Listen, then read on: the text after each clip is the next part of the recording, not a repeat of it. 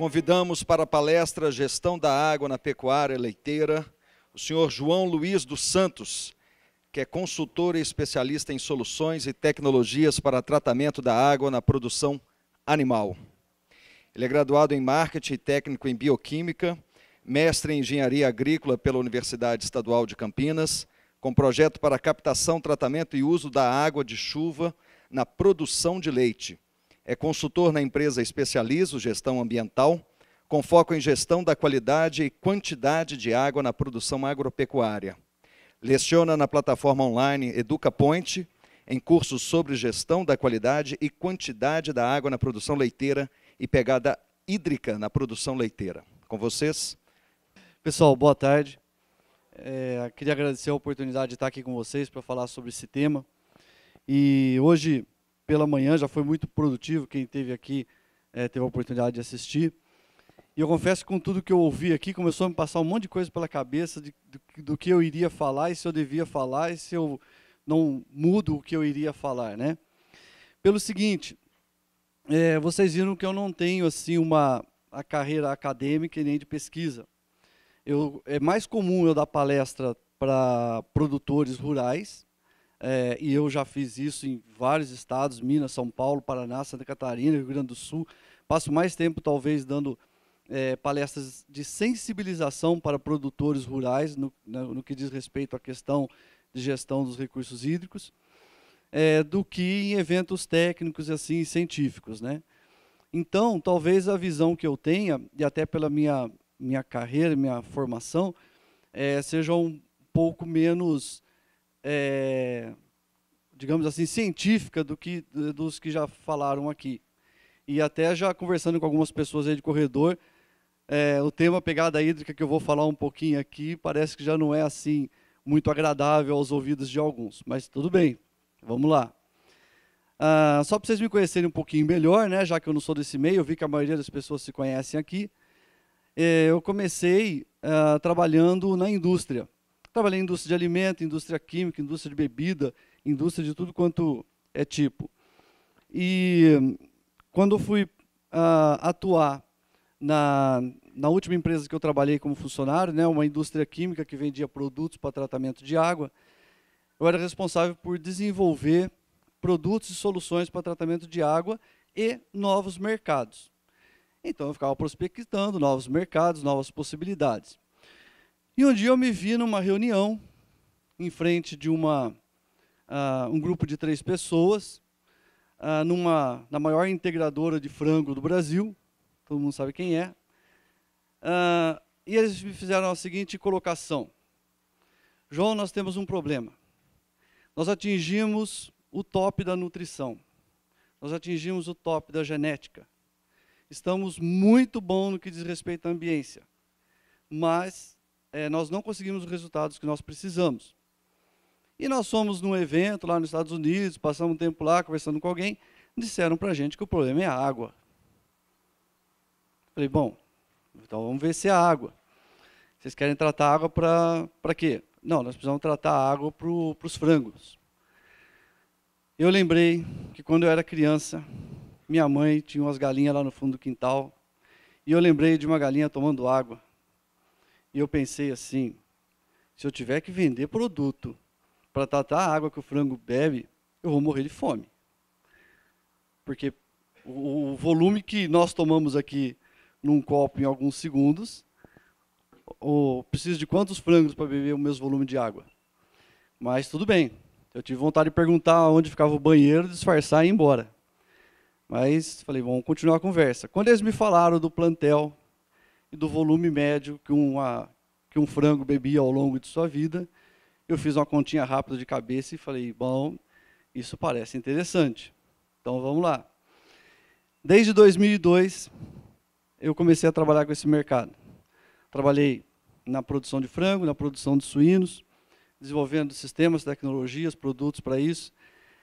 E mais de uns 5, 6 anos para cá, o pessoal da área de leite começou a procurar sobre esse tema. Então, mais ou menos, é essa a minha carreira, minha jornada, vamos dizer assim, para chegar até aqui hoje.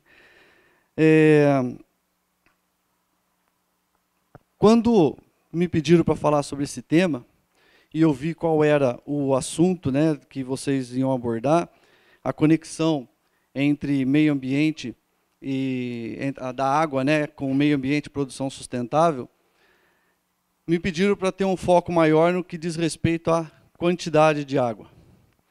Mas esse tema ele tem três, vamos dizer assim, um pilar, né, que são 3 pontos aí importantes a serem considerados. A questão da gestão ambiental, a questão da gestão da qualidade e a questão da gestão da quantidade.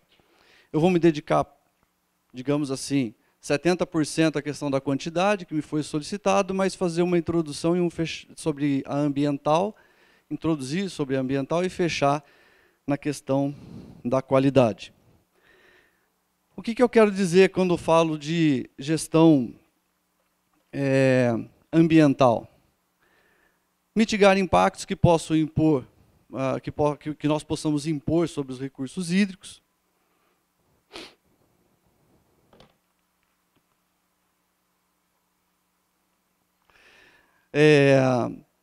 A questão da preservação, conservação, reduzir consumo, reutilizar, tratar e pegada hídrica. A gestão da quantidade. Captação, armazenamento, distribuição, o consumo da água, segurança hídrica da produção, a redução de consumo, eliminação de desperdícios e qualidade da água, porque quantidade está diretamente relacionado também à qualidade. E a gestão da qualidade? Conhecer a qualidade da água, os impactos que ela pode causar, fazer análises, diagnósticos dessa água, a implantação e monitoramento dos sistemas de tratamento. Bom, dentro desses temas, vamos começar então com a gestão ambiental. E aí eu queria trazer aqui para a discussão um assunto que eu não sei se muitos conhecem ou já ouviram falar, sobre esse senhor, Garrett Hardin, que morreu em 2013. Ele, em 1968, escreveu um artigo para a revista Science, intitulado A Tragédia dos Comuns, ou A Tragédia dos Bens Comuns. É uma metáfora onde ele procura mostrar uma situação em que indivíduos agindo de forma independente, racionalmente, de acordo com interesses, com seus interesses que são genuínos, são interesses que realmente importam, se comportam em contrariedade com os melhores interesses de uma comunidade, esgotando algum recurso comum. Na ilustração dessa metáfora, ele fala sobre produtores que utilizam um pasto comum. Mas você vai dizer assim, mas o produtor não utiliza pasto comum. A questão é que essa teoria da tragédia dos comuns, alguns atribuem aos pensadores, aí Sócrates, Aristóteles, alguns assim. Então é de uma época em que nós não possuíamos terra. As terras pertenciam ao rei, pertenciam ao senhor daquela região. E a terra era de uso comum de algumas pessoas que tinham autorização para levar lá seus animais para pastar, algo do gênero. Pois bem, se 3 ou mais produtores estão num determinado pasto com 2 vaquinhas, e de repente eles pensam assim, bom, eu acho que eu posso colocar mais uma vaca aqui. Aí o George, por exemplo, aqui embaixo, vai e introduz mais uma vaca, ele fica com 3. Aí um do outro lá em cima fala assim, bom, se o Jorge pôs mais uma, eu também vou colocar uma. Aí ele põe mais uma. Aí o outro de lá da esquerda fala assim, pô, esses 2 estão colocando mais uma vaca, eu vou colocar mais 2 aqui. Aí o Jorge volta a falar assim, pô, o cara lá é folgado, né? Ele tem 4 vacas, eu só tenho 3, agora eu vou colocar mais 2 aqui. Pronto. Daqui a pouco, eles acabaram com esse pasto, e não tem pasto para ninguém, e a tragédia é comum, certo? A tragédia foi comum a todos eles. Bom, a água é o único recurso que localmente pode levar à tragédia de uma poderosa empresa e um pequeno produtor. Eu, até hoje, não vi outro que consiga fazer isso de uma forma tão fulminante como a água faz. Na minha caminhada aí nos meios industriais, eu vi empresas tendo que mudar de lugar por falta de água, depois de toda uma estrutura construída. Tendo que mudar de lugar ou investir absurdo de dinheiro por não ter a água na qualidade que ela precisava naquela localidade. Por ter superestimado, vamos dizer assim, subestimado a importância que aquela água poderia ter para ela. Assim como vi produtores, nas inúmeras palestras que eu já fiz, vi muito produtor reclamando, falando assim, na minha propriedade tinha 5 nascentes, que dava muita água, agora eu tenho uma lá que com muito custo eu consigo tirar. É muito comum isso. E a água é certamente o elemento contemporâneo da tragédia dos comuns descrita por Harding lá em 1968.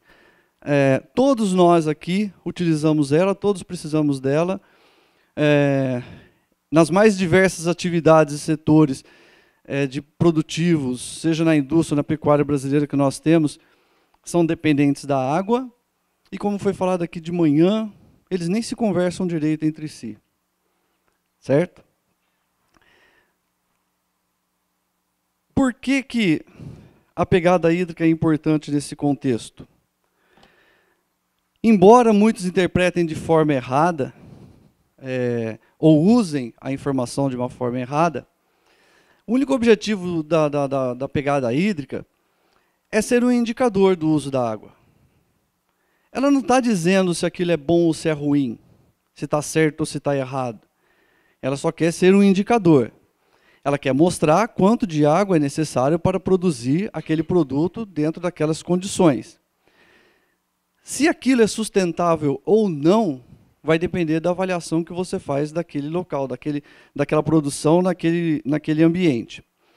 Por exemplo, a pegada hídrica na produção de leite envolve toda a água utilizada, verde, azul, cinza, né? Dentro de toda a cadeia produtiva. Desde o cultivo, seja do milho, da soja, do que você for usar na alimentação, desde o cultivo até o processo final, onde esse produto chegou na mão do consumidor. Aí você chega à conclusão, você faz o cálculo de uma determinada produção e diz assim, consumir 12 mil litros de água para produzir 1 litro de leite. Nossa, quanta água! Isso é ruim? De repente, para essa produção, se você considerar todos os fatores ambientais, climáticos, geológicos daquela região, é normal. Não está ótimo, 12 mil aqui cabe perfeitamente. Vamos imaginar que isso tenha sido na região sul do Brasil. Aí você vai com esse mesmo sistema produtivo e tenta implantar na região nordeste. Consome os mesmos 12 mil litros. Alguém pode olhar e falar assim, não, na região nordeste não comporta essa quantidade, esse volume de água. Você tem que mudar o tipo de produção que você utiliza, o tipo de sistema produtivo.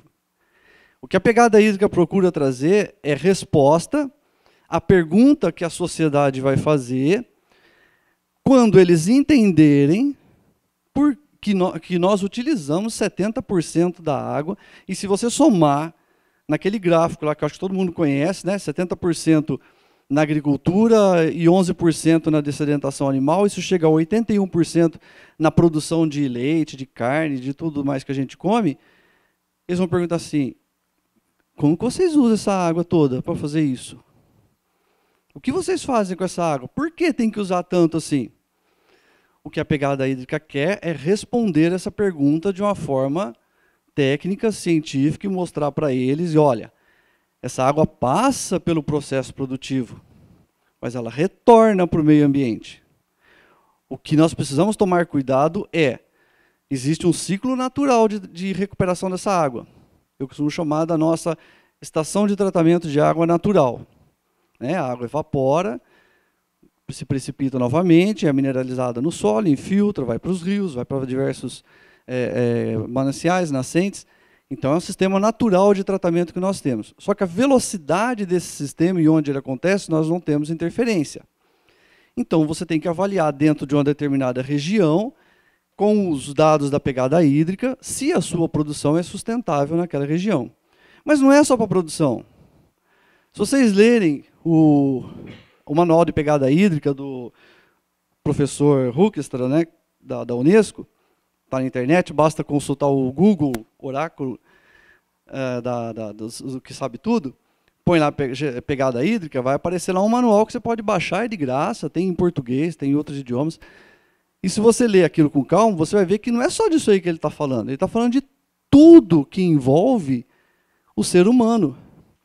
Porque no fundo, você calcula a pegada hídrica do ser humano. É quanto de água é necessário para manter você aí, do jeitinho que você está agora. Quanto de água é necessário no meio ambiente? Para você ter todo o conforto que você tem, para a alimentação que você fez hoje, para o transporte que você utilizou para chegar até aqui. Quanto de água você precisa? Então, todos os alimentos têm um certo tipo de consumo de água. Todos os bens que você usa têm um consumo de água. E quanto é necessário? Quanto que dá para utilizar? Então, todo esse cálculo é atribuído, em última instância, ao ser humano. A pegada hídrica final é a pegada hídrica do consumidor.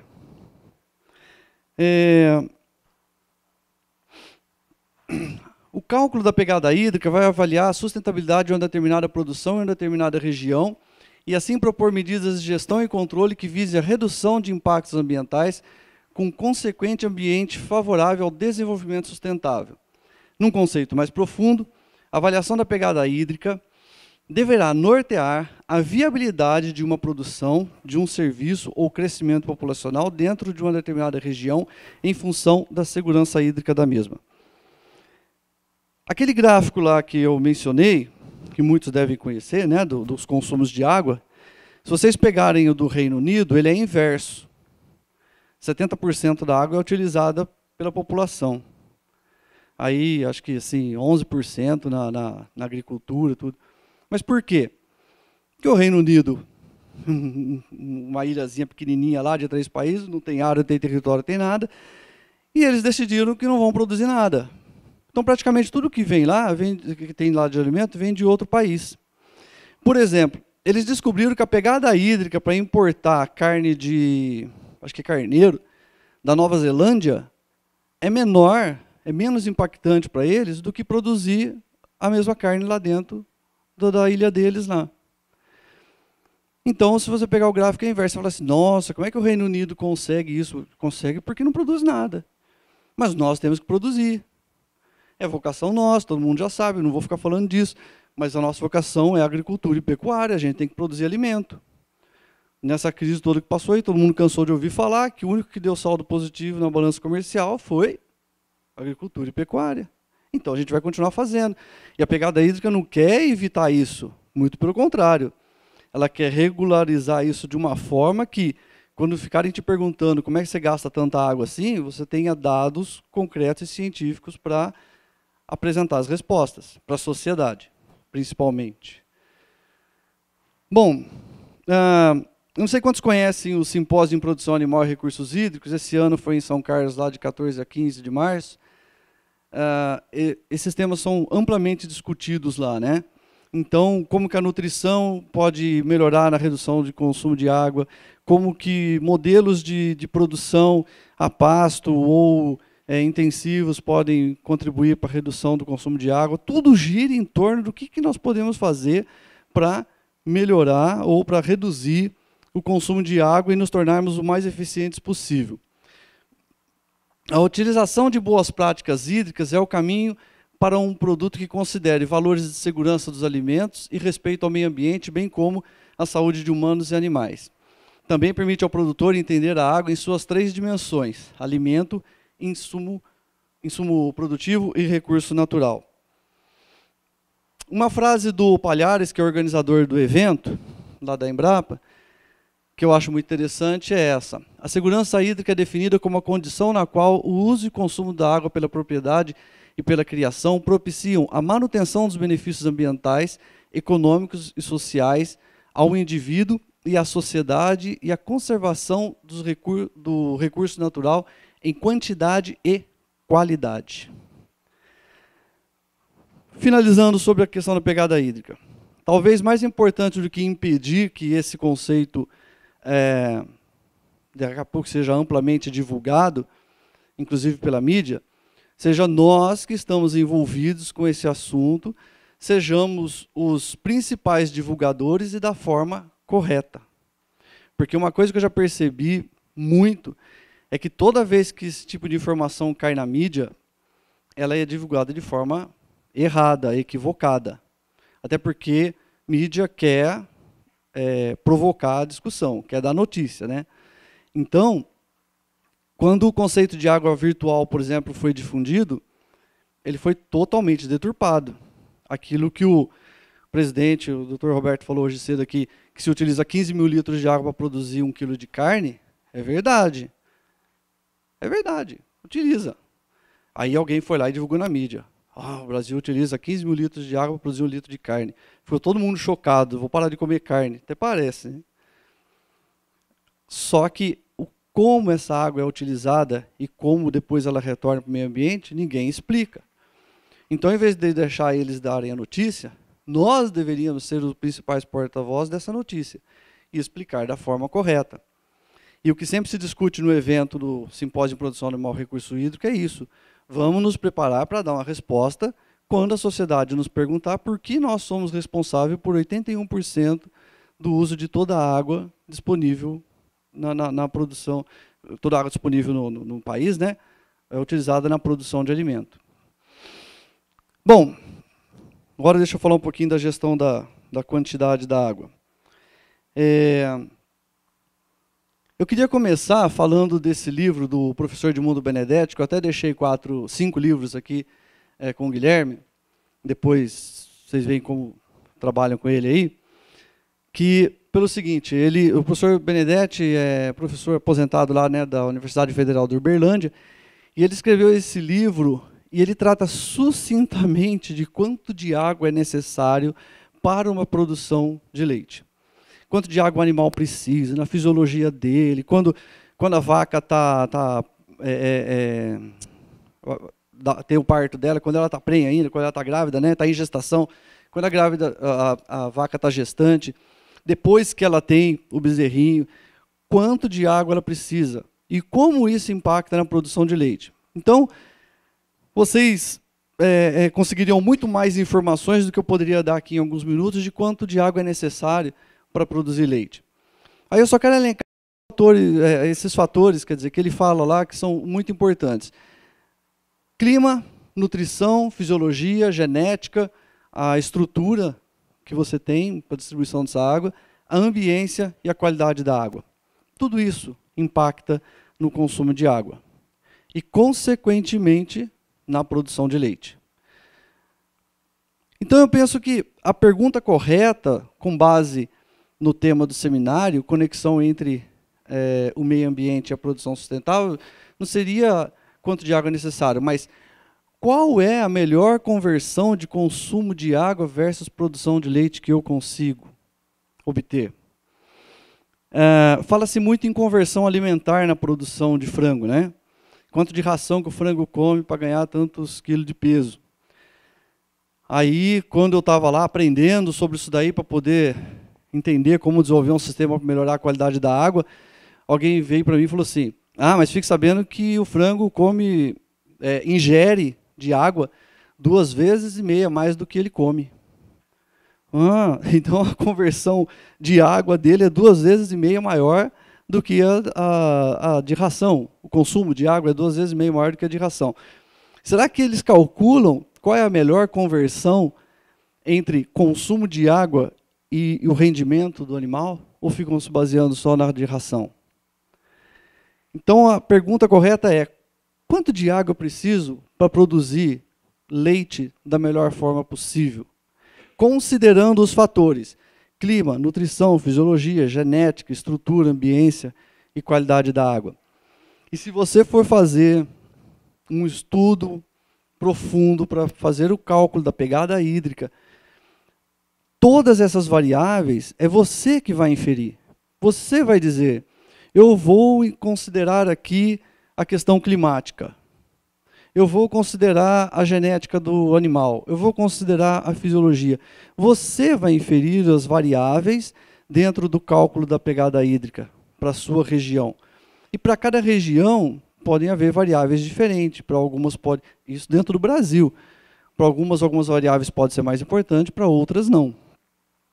Então, a ideia de você fazer a gestão da quantidade da água é você saber o quanto você precisa de água. Bom, a Instrução Normativa 62, ela dá um empurrãozinho, eu diria assim, um leve empurrão para você dar um passinho à frente. Ela chega a dizer quanto você precisa ter de água na propriedade para produzir leite. Né? 100 litros por animal por dia e 6 litros para cada litro de leite produzido. Então, se você pegar a quantidade de animais que você tem lá na propriedade, ordenhando ou não, multiplicar por 100 e pegar a sua produção de leite, multiplicar por 6, é essa quantidade de água que você tem que ter na propriedade. Mas isso é muito pouco perto de todo o uso e consumo de água que é feito dentro da propriedade. Por exemplo, ninguém nunca mediu a quantidade de água que se utiliza na sala de ordenha para fazer higienização e limpeza. Tem empresas hoje que estão colocando hidrômetros para saber isso. Estão colocando na sala de ordenha, estão colocando nos bebedouros de consumo do animal, estão colocando hidrômetros na propriedade inteira para saber isso e poder controlar isso. Então, os fatores que mais impactam na segurança desse consumo são a oferta, a capacidade de armazenamento, o consumo de água e a qualidade da água.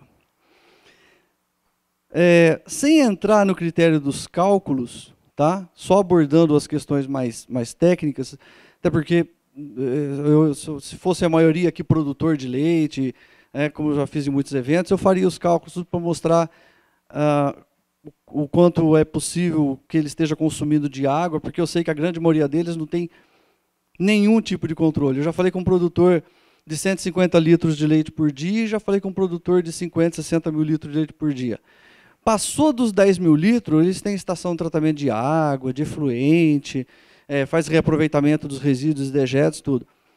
Abaixo disso, começa a não ter quase nada. E se considerarmos que a média de produção nacional beira os 500 litros por dia, ou se eu falei que tem gente de 100 e pouco e de 50 mil litros de leite por dia, e a média está em 500, a grande maioria dos produtores não passam de 1.000 litros de leite por dia, e eles não têm infraestrutura nenhuma. Tá? E o que eles geram de resíduo vai para o meio ambiente, a água vem de açude, vem de nascente, vem do rio, vem do que ele puder pegar lá, e não tem nenhum tipo de infraestrutura. Mas vamos lá, oferta. A primeira coisa que o produtor tem que pensar, quais são as fontes de água que ele tem na propriedade dele e que ele pode fazer uso dela. Ele tem rio, ele tem poços, enfim, o quanto de água ele tem disponível que ele consegue efetivamente captar e utilizar por dia, considerando que em alguns casos ele deve ter outorga. Eu tenho um rio que passa lá que tem um volume absurdo de água, mas a outorga que me dera é de 10 mil litros de água por dia, por exemplo. Não adianta nada. Então, qual é efetivamente o volume de água que ele tem disponível? E quando considerar isso, considere... Deixa eu usar a tecnologia do mouse aqui, cadê ele? Lá em cima, lá, vocês estão vendo as nuvenzinhas lá? Aí não aparece aqui, ó. Lá em cima, lá no canto, quase no meio lá, ó, chuva. Considere a chuva. O meu trabalho de mestrado na Unicamp foi de captação e aproveitamento da água de chuva na produção de leite. Gente, não existe água melhor no mundo do que a água de chuva. Ela não tem... Se você conseguir captar ela em superfícies limpas, fizer uma filtração mínima, um tratamento básico, ela é a melhor água que existe. Baixíssimo teor de sais, de dureza, de ferro, não tem ferro praticamente, não existe ferro, a não ser que a superfície seja de ferro. Então ela não tem interferente praticamente nenhum. Então considere o uso da água de chuva. Outro ponto, a capacidade de armazenamento. Tem produtor que nem caixa d'água tem. E eu naquela ilustração ali tentei mostrar uma situação perfeita, né? Um reservatório central, com bastante água lá, reservada e tratada. Reservatórios individuais para usos específicos, como na sala de ordenha, aqui no canto esquerdo, para o bebedouro lá em cima. Porque você pode até ter necessidade de fazer tratamentos diferentes nessa água, dependendo da atividade. Por exemplo, na sala de ordenha, seria muito bom que essa água tivesse um teor de sanitizante maior, porque iria contribuir com a sanitização do ambiente também. Fatores como o consumo. Quanto mais animal você tiver, maior vai ser o consumo e, obviamente, você vai ter que aumentar a oferta de água. Agora, não pense que eu coloquei essa cena aqui para indicar a facilidade de consumo. Eu coloquei só para dizer que isso é inadmissível. Deixar o animal ir tomar água em fontes... Inclusive, essa aí já está eutrofizada, já. Ali, o cantinho dela ali, verdinho ali, é porque o processo de eutrofização dela já começou. Ou seja, crescimento de algas por causa do excesso de nutrientes na água. Então, a situação ideal é essa. Consumo com qualidade. Vai tomar água no bebedouro. E bebedouro limpo, com água limpa e tratada. Então, a qualidade ideal da água no seu sistema produtivo vai ter um forte impacto no produto final, que é o seu leite. E quando nós falamos em gestão de quantidade, nós também temos que pensar em qualidade. Porque tem um jargão que a gente usa muito no saneamento público, que preocupa demais quem trabalha com saneamento público. Inclusive tem um livro chamado Águas do Brasil. É um livro grande, assim, grosso, com acho que 13 ou 14 capítulos, cada um deles escrito por um especialista de áreas diferentes, que tem um capítulo sobre água e saúde humana, água e pecuária, água e meio ambiente, água e energia. E no de água e saneamento, essa frase é citada. Quando nós temos água em quantidade, nos preocupamos com a qualidade. Quando não temos água, qualidade é o que menos importa. Eu podia colocar aqui um monte de cena daqueles coitadinhos que vivem nas regiões da África, lá tomando aquela água suja nos riachinhos, nos córregozinhos lá, né? Para impactar, mas é bobeira, aquela é coisa que todo mundo já sabe. Se você passar 3 dias sem tomar água e estiver num ambiente árido e inóspito assim, a primeira água que você encontrar na frente, você toma. Você não vai querer nem saber o que tem naquela água. Isso é o que menos vai importar para você, o que tem lá dentro. Então, precisa ter água com quantidade para ter qualidade. E aí, já indo para a finalização e falando um pouco sobre a gestão da qualidade da água. Os fatores que mais impactam na segurança da produção, na segurança hídrica. Não analisar, não conhecer a água. Tem muito produtor que não tem a mínima ideia da sua água, do que tem na água que ele dá para o animal. E eu vou mostrar como isso é impactante, como isso é importante. Aquele gráfico que a Mariana mostrou lá no começo, dos rios contaminados com coliformes fecais, por exemplo, tem amplos estudos mostrando que a grande maioria dos rios, inclusive poços artesianos, em áreas de intensa produção animal, já estão contaminados com coliformes.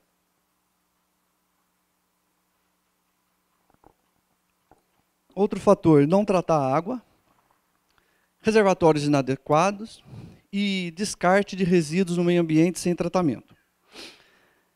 Lá no comecinho eu falei da questão ambiental, né, da dimensão ambiental, eu falei conservar, preservar, conservar, reutilizar, tratar. Eu sempre falo para o produtor, vocês descartam no meio ambiente o que está contaminando a sua água. A melhor forma de ter água de qualidade é preservar e conservar a água onde ela está. Se você pega tudo que é lixo, é que nós fazemos isso na cidade, né? O problema é que eu ouço isso deles, invariavelmente. Eu passei uma vez uma semana para uma cooperativa no Rio Grande do Sul, dando palestra, de segunda a sexta-feira. Em todas eu falei isso, em todas um produtor levantou e falou assim, vocês falam isso, mas você vem da cidade grande, o que vocês mais fazem é jogar lixo no rio, né? É verdade. Então, quer dizer, que moral que você tem? Ele não falou isso para mim, porque é educado, né? Que moral que você tem para falar isso? Bom, o trabalho que eu queria mostrar para vocês, que fala da importância da qualidade, foi realizado na Universidade da Pensilvânia, onde esse pesquisador, Brian, acho que é Wistock, que se pronuncia sobre o nome dele, ele fez uma amostragem na Pensilvânia, onde ele analisou a água de 174 regiões diferentes dos Estados Unidos, com esses seguintes parâmetros: pH, sólidos totais dissolvidos, nitrato, dureza, cálcio, magnésio, sódio, ferro, manganês, cloreto e sulfato de cobre. E ele fez uma correlação entre a qualidade da água e a qualidade do leite produzido. E ele chegou à seguinte conclusão: nas fazendas em que ele obteve essas amostras da água e do leite, essas fazendas tinham uma produção média de 25 quilos de leite por vaca por dia. Certo? Então, a produção média dá 174, 25 por vaca por dia.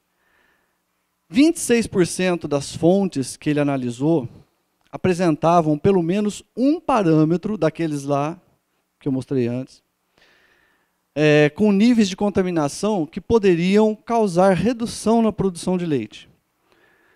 Ou seja, aqueles parâmetros, quando estão em níveis superiores ao que ele recomendaria na produção de leite, que não é o mesmo do consumo humano, então esses parâmetros poderiam afetar na produção de leite.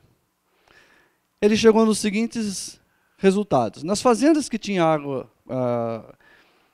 com qualidade que ele considerou assim boa, que tinha uma média de parâmetros, poucos parâmetros fora da média, a produção de leite era de 28 kg de leite por vaca por dia.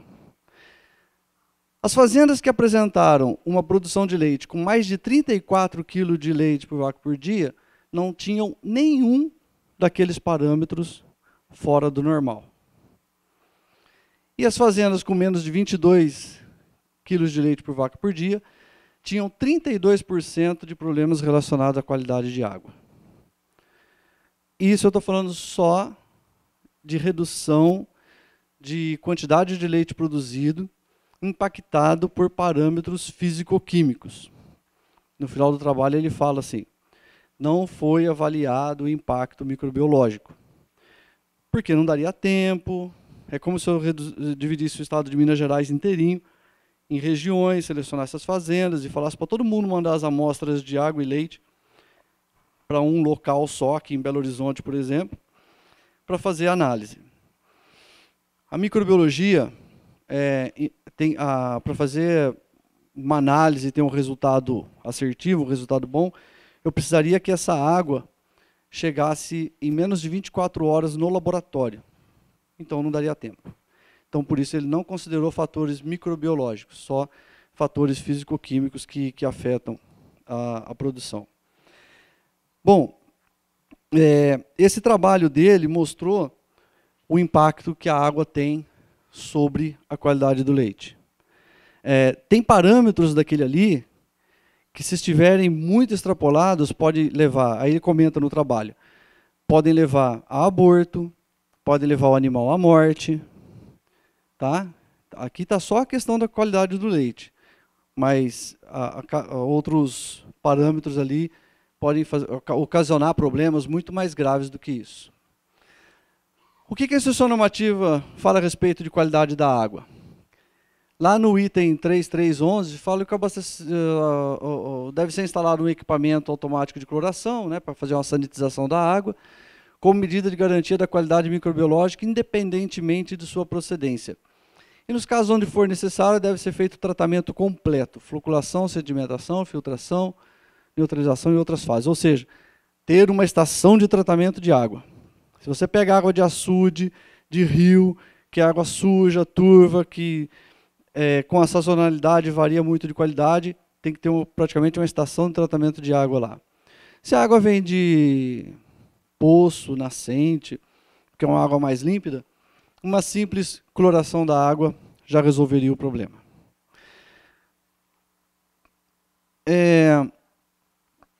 Os reservatórios de água devem ser situados com necessário afastamento de instalações que lhe possam trazer prejuízos, mantidos permanentemente tampados e isolados através de cerca. Diariamente deve ser feito o controle da taxa de cloro.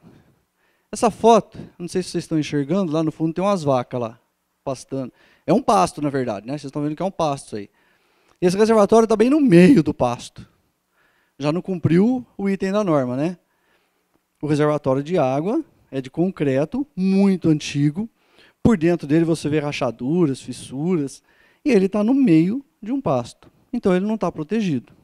A gente estava fazendo a instalação de um equipamento para dosagem de cloro, aí, ó, que é esse laranja que vocês estão vendo aí. Estava fazendo a instalação desse clorador aí, e aí eu alertei o produtor.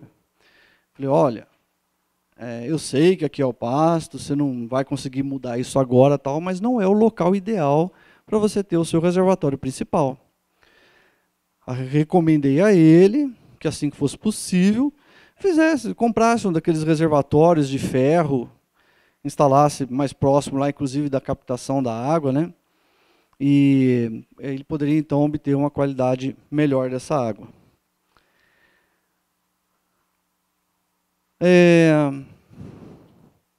Fui mais rápido do que o tempo que me deram. Essa frase, depois de tanto pensar sobre o assunto, eu acabei elaborando ela ao longo desses 15, 20 anos já quase que eu trabalho com esse tema, para tentar resumir tudo que eu acho que é relevante e importante no que diz respeito à água e à questão da sustentabilidade, né, da produção sustentável.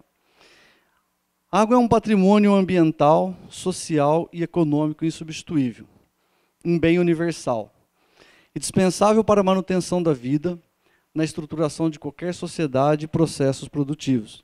Por isso deve ser entendida como uma riqueza escassa e delicada, que exige da sociedade distanciamento e reflexão para planejamento e gestão, antes que sua ausência, em quantidade ou qualidade, provoque danos ambientais, econômicos e sociais irreversíveis ao indivíduo ou à coletividade. Quando eu estava estudando lá para fazer minha dissertação de mestrado, eu tive acesso a um trabalho de uma professora chamada Flávia Maria Galizoni, numa tese de doutorado, lá mesmo na Unicamp, na área de ciências sociais. Ela desenvolveu esse trabalho aqui no Vale do Jequitinhonha. Chama-se, né? Águas para a Vida. Eu li o trabalho inteiro dela, assim, porque é fascinante, eu fiquei encantado com o trabalho. Ela fez um levantamento, né? Ela passou anos em contato com produtores rurais para tentar entender qual é a percepção que eles têm a respeito da água. E, resumidamente, né, porque o trabalho é muito grande, muito extenso, o que ela quis dizer é o seguinte: a água é uma extensão da vida dele. Ela está tão intrínseca ao dia a dia, não somente a água, como todos os outros fatores, todos os outros recursos naturais que ele tem ali, né? Está tão intrínseca a atividade dele no dia a dia que quando a gente chega lá e começa a falar para ele, você não pode usar água desse jeito, você tem que usar água assim, tem que tratar a água, sua água está ruim, sua água não está tratada, sua água está contaminada. Quantas vezes um produtor levantou para mim e falou assim: meu avô bebeu dessa água, meu pai bebeu dessa água, eu bebo dessa água, estou dando essa água para meu filho, e você vem aqui dizer que minha água não presta? Como é que você explica isso? Então, é tão agressivo para ele, que eu fiquei pensando numa ilustração para exemplificar para vocês o quanto isso é agressivo. E a única coisa que me ocorreu foi o seguinte: vamos dizer que eu dissesse para você assim, a roupa que você está utilizando, ela não é adequada para você. Ela não é sustentável para o que você tenta transmitir, para o que você faz. Aí você vai, ô João, para mim a roupa está muito boa. Não, mas ela não está boa para você.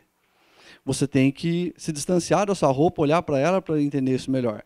Não, João, minha roupa está muito boa. Então faz o seguinte, tira a sua roupa, vamos pendurar no cabide, pôr ali e analisar ela. João, mas se eu fizer isso, eu vou ficar nu. É exatamente isso que eu estou falando para você. Percebe como isso é agressivo? Para eles é mais ou menos isso. É tirar deles aquilo que eles já têm de bem maior, que está resguardando ele, que está protegendo ele, que faz parte do cotidiano da vida dele, e falar para ele assim: larga tudo isso, põe para lá, que agora eu vou te mostrar aqui como que aquilo lá está errado. O produtor virou para mim e falou: você está ficando maluco. Eu apanhei muito no comecinho, quando eu dava palestra para produtor, ele não entendia isso. E para veterinário também, né? Quando chegava para um grupo de veterinários, às vezes técnicos veterinários, e ensinando para eles o que é água com qualidade. E eles falavam assim para mim, mas o que é água com qualidade para um frango? O que é água com qualidade para vaca? O que é água com qualidade para suíno? Eu falava, bom, eu vou te responder o que diz a legislação. Inclusive, recentemente, o MAPA editou aí uma instrução, não é instrução normativa, tem um outro nome, mas até em função de várias normas que existem na avicultura, na suinocultura, no leite, falando sobre o sistema produtivo e que englobam a questão da água de forma muito superficial, o MAPA pegou para harmonizar tudo isso, ele soltou aí uma norma em que ele fala assim, que o padrão de qualidade de água deve ser potável. Vocês sabem o que é água potável? Isso é água potável. Será que eu preciso dar água potável? Isso é uma coisa que o Júlio Palhares sempre briga comigo quando eu falo isso, mas eu falo, está na norma. Não fui eu que escrevi. Uma vez até fiz uma sugestão num dos eventos lá dele que eu participei e dei palestra, eu falei assim, existe um recurso que a gente pode ter dentro da ABNT de criar um grupo que discuta padrão de qualidade para tudo, né? Tem para tudo lá. Como eles têm um grupo lá de estudo só na área de saneamento, eu fiz parte do CBR10 que discutia produtos químicos que podem ser utilizados no tratamento de água para consumo humano e qual é o padrão de qualidade desse produto químico, porque isso era uma, desculpa, perdão na palavra, mas era uma zona nesse mercado, cada um usava o que queria. Então eles criaram um comitê, o CB10, para definir. Esses produtos podem ser utilizados e o padrão de qualidade deles tem que ser esse. E aí eu falei para ele, por que a gente não cria um grupo lá dentro para discutir qual é o padrão de qualidade de água no consumo animal? E aí desmistifica isso. Para de falar que água para vaca, para o suíno é o padrão de potabilidade e define qual é o padrão adequado, qual é o padrão ideal.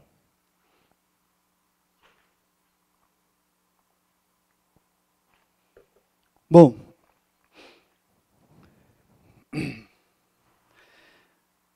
e agora não quer ir.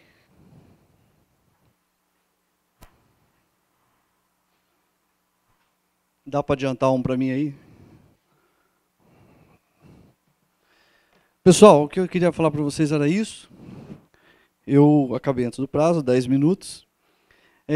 Só queria dizer que já foi mencionado aqui, né? Mas se vocês entrarem lá na plataforma do EducaPoint, tem 2 cursos lá que eu dou, que eu falo disso de uma forma, obviamente, muito mais profunda, né? A gestão da quantidade e qualidade de água na produção leiteira e a questão da pegada hídrica. Na questão da pegada hídrica é um curso bem superficial, eu nem falo de cálculo da pegada hídrica. O Palhares recentemente deu um curso sobre isso, que demorou, acho que quase uma semana, o curso, acho que foi de 3 dias o curso, só sobre cálculo. E vocês vão encontrar algumas informações também no YouTube. Às vezes eu coloco alguns vídeos no YouTube sobre palestras que eu dei, entrevistas, ou então sobre algum processo específico de tratamento de água, tá? Agradeço muito a atenção de vocês e fico aí à disposição para depois as perguntas.